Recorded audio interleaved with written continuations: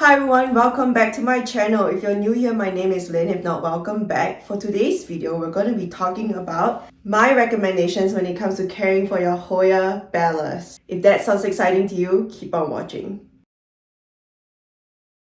So the Hoya bella has been a very frequently requested plant when it comes to care instructions and care recommendations on my channel. And I've been procrastinating forever talking about this Hoya. I don't know why. Mainly because I feel like the care instructions for the Hoya bella can be replicated in the Hoya polyneura. And so maybe that's why I haven't talked about it in so long, but since it's so frequently requested on Facebook, on Instagram, on YouTube, I finally realized that I need to sit down and film a video about the Hoya bella. So before we talk about my care recommendations for the Hoya bella and I guess 7 care tips and 1 growth tip, so like 8 tips in total, I want to showcase the plant first. Just in case there's someone out there who's like, what is the Hoya bella, you know? So this is the Hoya bella in a variegated. So the Hoya bella, there are so many different variants of the Hoya bella right now on the market, and I have honestly lost track. I know there are like many different variations of the Hoya bella in a variegated. Some of them have like a dot in the middle. Some of them have like a different sort of modeled pattern when it comes to the inner variegation. A ton of different ones. Go pick the one that you like the best. If you want to collect all of them, knock yourself out. I'm not going to, just because I find it from afar, they all kind of look the same, so I'm not going to. But if you enjoy collecting a bazillion different Hoya bellas, go do it. There are many different variants. Choose your favorite one. Or buy all of them. Up to you. But this is a Hoya bella in the variegated. There is also a Hoya bella out of variegated that I used to have, and a regular green Hoya bella that I also used to have. I had to let go of both my green bella and my elbow bella when I was moving from Kansas to Michigan. It didn't really bother me a ton, mostly because like bellas take up a lot of space. As you can see, this is a trailing Hoya. You can definitely pin it up into a trellis if you want to, but this is a trailing Hoya. It's very similar to the polyneura. It takes up a ton of space. It's a trailing Hoya. I just don't like how it looks when it's trellised up, but if you do and you need to save space, do it. But it definitely does not need to be trellised to push out leaves. This is not one of those Hoyas. I think the Hoya bella elbow is probably my second favorite Hoya bella variant, but this is definitely my favorite. And in a space constrained home, I have chosen to just collect the in variegated one. My experience when it comes to the Hoya bella has been really good. They all bloom really fast. So all of them bloom within like, I want to say less than a year. And this one currently has like a gazillion blooms. Like I want to say like at least 1, 2, 3, 4, 5, 6, 7 blooms, and then a couple more peduncles getting ready to push up more blooms. This is a very bloomy Hoya. It is very fast blooming. It blooms all the time, especially once the weather gets warmer. But I have bloomed this in winter as well. And like, yeah, it's a very beautiful Hoya. It trails, it bushes out beautifully, it blooms like crazy. The blooms smell really good. They're also very cute. They're white with like purple centers. So in all regards, I think this is a really fun Hoya to collect. That said, a lot of people have trouble with this Hoya, very similar to the polyneura, because it's a very soft and fine leaf Hoya. This is not a succulent Hoya. This is a finer leaf Hoya, and I feel in general every time or like any time you have a Hoya that is finer leaf, it immediately becomes fussier in its care. That's just like a general experience and observation from me. So now that we've talked about the Hoya bella, what it looks like, its variants, let's dive into the care. So I have 7 points when it comes to care, and then a final 8 growth tip to grow out a lusher mother plant. The first one, light. So for light, these Hoyas do need bright indirect light. If you want the Hoya to grow really nice dense leaves, you do need to give it bright indirect light. I have grown these in a bright east-facing window. I have also hung it outside in 90 to 100 degree summer heat in Kansas, but completely shaded under a balcony in an apartment building. I have grown it that way as well. And I have also grown it in a west-facing window, but like pulled back so it doesn't get direct sunlight. And I will say that these Hoya does grow reasonably well in both outdoor and indoor conditions, much better than the polyneura when it comes to heat. But I will not recommend subjecting it to too much heat. I think it grows best in a cooler temperature, in a cooler climate, and it really needs a lot of light.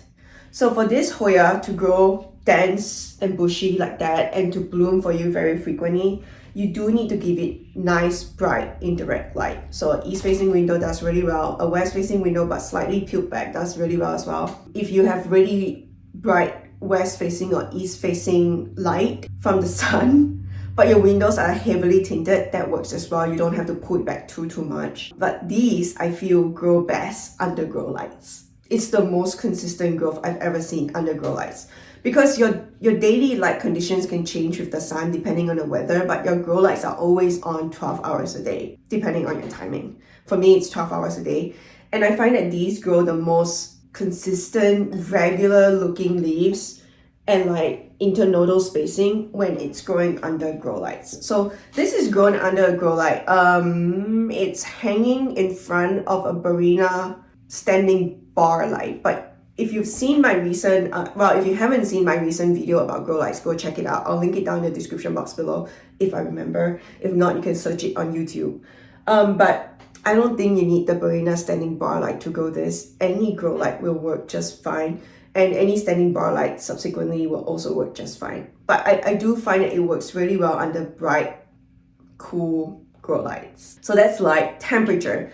So my Hoya Bella is grown under indoor ambient conditions. So the temps inside the house are always 65 degrees Fahrenheit to 75 degrees Fahrenheit. Maybe in summer, it goes up to 80 degrees Fahrenheit if I turn off the AC and open the windows. But in general, in an indoor setting, like 65 to 80 degrees Fahrenheit.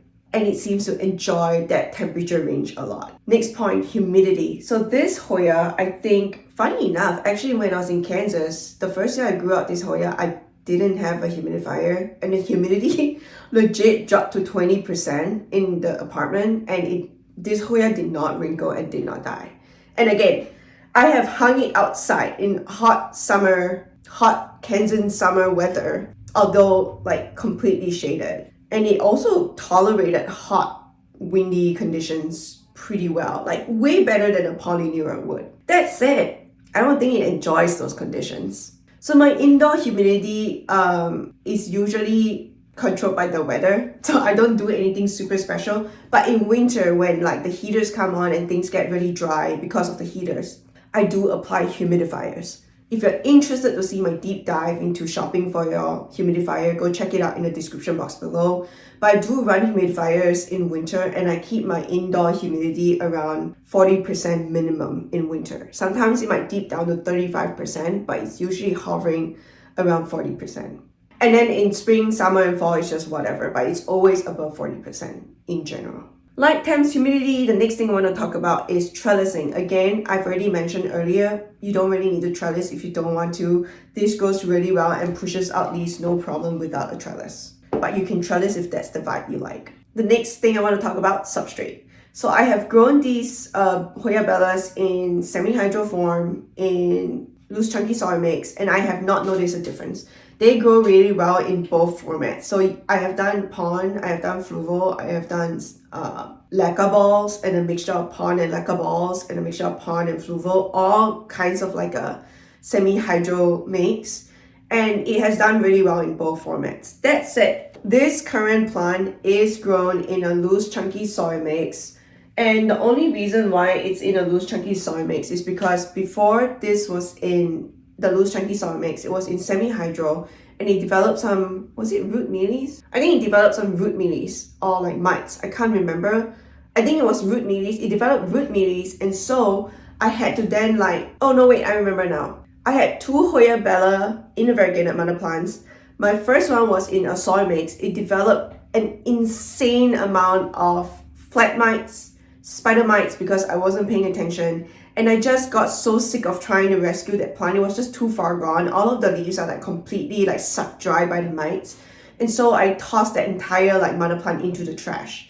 And then my second mother plant, which is this mother plant, it was growing in like a full semi-hydro setup in leca and pond, and it was growing really well. But when it started to outgrow its container and it got too dry too fast, I just moved it, repotted it into loose chunky soil mix because that is just what I had at the time. I have been having trouble thrifting the right containers for my semi-hydro setup. I refuse to buy self-watering pots. Once you reach like a critical threshold, I feel like for Hoyas, when they reach like 5 to 6 inches in pot size, the amount of leca you need and pond you need to fill up a 5 to 6 inch pot is staggering. It's so expensive. And so I'm a very, very budget conscious grower, and so I've moved back to like loose chunky soil mix, and it's been very, very happy. If you're interested in any of my repotting videos, my spring repotting videos especially, where I move a bunch of semi-hydro plants straight into loose chunky soil mix, you can go check it out in my description box below. But yeah, again, this was in semi-hydro, it went into loose chunky soil mix. It's been in here for weeks now, and it's been very happy, and it's been blooming like crazy. So it can be done, and it will be done, and it will continue to be done. The last thing I want to talk about is the fertilizer routine. So because these are fine leaf Hoyas and they are really fast voracious growers, I actually will recommend fertilizing these like more frequently than your other slower growing Hoyas. If you're interested in my full fertilization routine, you can go check it out in the description box below. I have a really in-depth video where I talk about every single product I use. Everything is down there. I don't use anything fancy. I use general purpose fertilizers like those that come in the blue crystals. They're like super cheap and you dissolve them in water. I just use that for these Hoyas. Nothing special.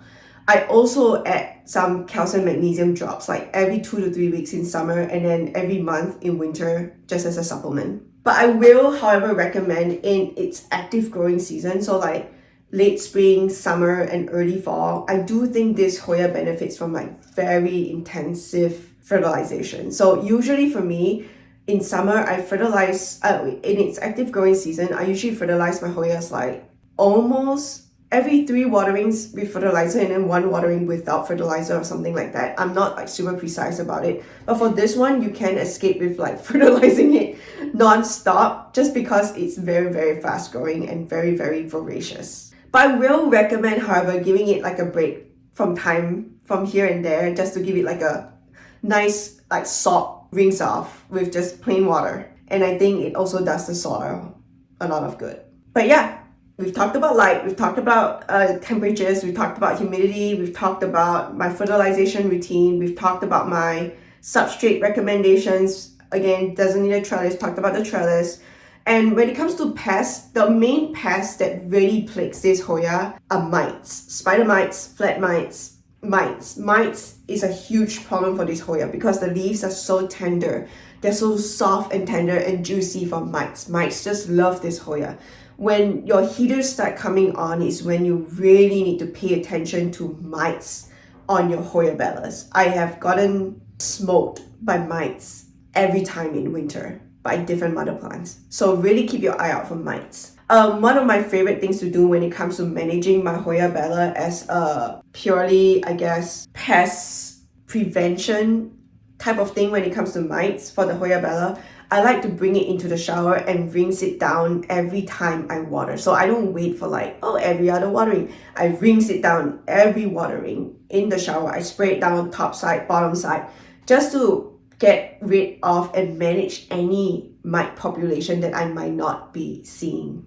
I also highly recommend, like in winter especially, if like you're not sure, it almost benefits from like a insecticidal soap spray and then you let it dry out completely before you put it back in the shelf. But it actually does better. Like this is one of those like mite friendly Hoyas that would benefit from like a preventive insecticidal soap spray, especially in winter. Highly recommend. And that is my 7 tips when it comes to growing out this Hoya bella. And now I'm gonna hit you with my final growth tip to help grow a lusher mother plant. So my best recommendation when it comes to growing out a lusher Hoya bella is honestly chopping and propping. Very similar to the Hoya polyneura, these branches branch extra hard and extra fast the more you prop this Hoya. So pruning really helps to create more branches and creates a very lush looking plant.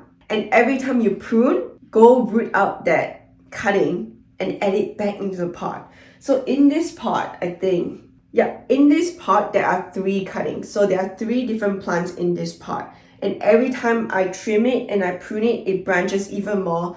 And because there are 3 plants in this pot, there are so many strands. And that's how you grow them out to look so nice and bushy. So those are my 7 care tips, and a final little growth tip to grow out your dream-worthy lush Hoya Bella mother plant. And the tips work for all of the Hoya Bella variants, not just the inner variegated. If you enjoyed today's video, please give the video a thumbs up. If you have any questions, please don't hesitate to reach out in the comment box below.